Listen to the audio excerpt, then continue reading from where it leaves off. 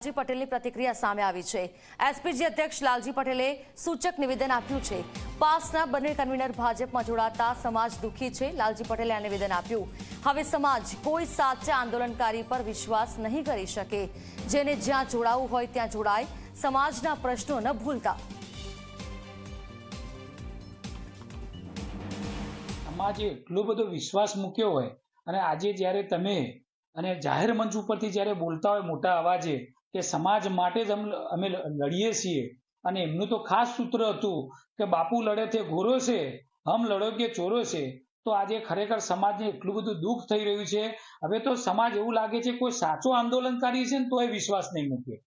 તો આજે ખરેખર દુઃખ સાથે કહું છું, એમને જે પણ પાર્ટીમાં જવું હોય જાય, આગળ વધે, પણ સમાજના જે મુદ્દા છે અમારા કે 14 દીકરાઓને શું આજે દીકરાઓને ન્યાય મળી જશે? શું અમારા પાટીદાર સમાજના જે કેસો બાકી છે આંદોલનના શું પરત ખેંચી જશે? કારણ કે ભૂતકાળની અંદર પણ હાર્દિક પટેલ જ્યારે પણ ભાજપ સાથે જોડાયા હતા એ વખતે કહ્યું હતું કે 2 મહિનાની અંદર અમે તમામ કેસો પાછા ખેંચીશું, પાટીદાર સમાજને ન્યાય મળશે। હજી સુધી પાટીદાર સમાજને ન્યાય મળ્યો નથી। અને હવે તો મેં કહ્યું એ પ્રમાણે સમાજ કોઈના ઉપર વિશ્વાસ નહીં મૂકે, કારણ કે એટલો બધો પ્રેમ કર્યો તો ગભે બેસાડ્યા હતા, અને આજે આ દિવસ જોવા મળી રહ્યો છે। એટલે દુઃખ સાથે કહું છું કે મને પણ